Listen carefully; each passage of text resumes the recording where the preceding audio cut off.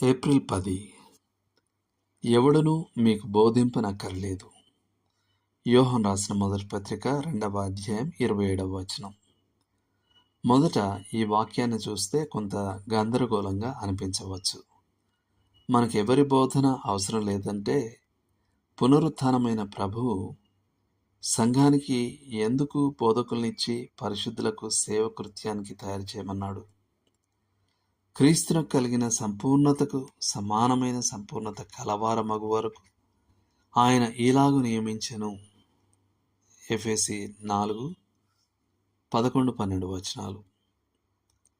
యోహాను ఉద్దేశాన్ని సరిగా అర్థం చేసుకోవాలంటే ఆయన ఈ ఉత్తరాన్ని రాసిన సందర్భాన్ని తెలుసుకోవడం అవసరం.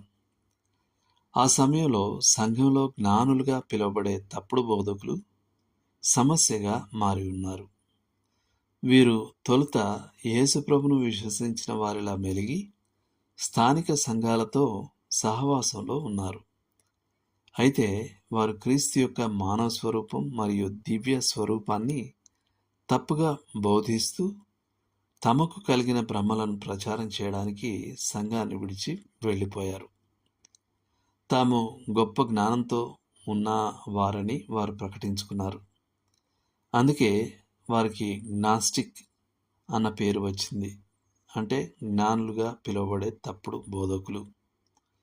గ్రీక్ పదం గ్నోసిస్ అంటే జ్ఞానం. వారు క్రైస్తవులకు ఇలా చెప్పి ఉండవచ్చు: మీరు నేర్చుకున్నది మంచిదే, కానీ మేము అదనపు సత్యాన్ని కలిగి ఉన్నాం. మేము మీకు ఆ ఆధ్యాత్మిక అవగాహన రహస్యాలు బోధించగలం. మీరు సంపూర్ణంగా ఎదగాలంటే మమ్మల్ని ఆశ్రయించాలి అని వారు చెప్తారు. కానీ యోహాను హెచ్చరిస్తున్నాడు, ఇది కేవలం మోసం. ఇలాంటి వేషధారి బోధకుల బోధన వారికి అవసరం లేదు. ఎందుకంటే వారిలో పరిశుద్ధాత్మ ఉన్నాడు. వారు దేవుని వాక్యాన్ని కలిగి ఉన్నారు. దేవుడు నియమించిన నిజమైన బోధకులు కూడా వారితో ఉన్నారు. పరిశుద్ధాత్మ సత్యం మరియు మోసం మధ్య తేడాను గ్రహించగలిగే జ్ఞానాన్ని విశ్వాసులకు ఇస్తాడు. క్రైస్తవ విశ్వాసం ఒకేసారి పరిశుద్ధులకు అప్పగించబడింది. పరిశుద్ధులకు ఒక్కసారే అప్పగించబడిన బోధ అని యూదా పత్రిక 3వ వచనం అంటుంది.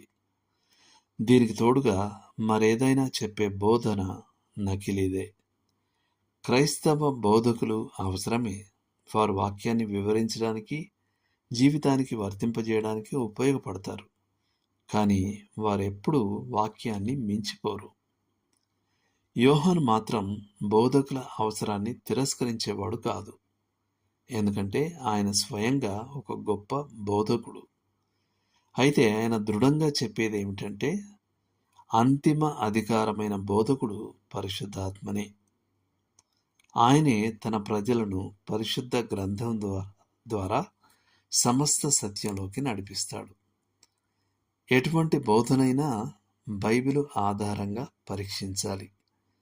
అది బైబిల్ సమ్మతంగా లేకపోతే లేదా బైబిల్ కంటే మిన్నగా పేర్కొనబడితే అది తిరస్కరించబడాలి. దేవుడు మిమ్మల్ని దీవించునుగాక. ఆమెన్.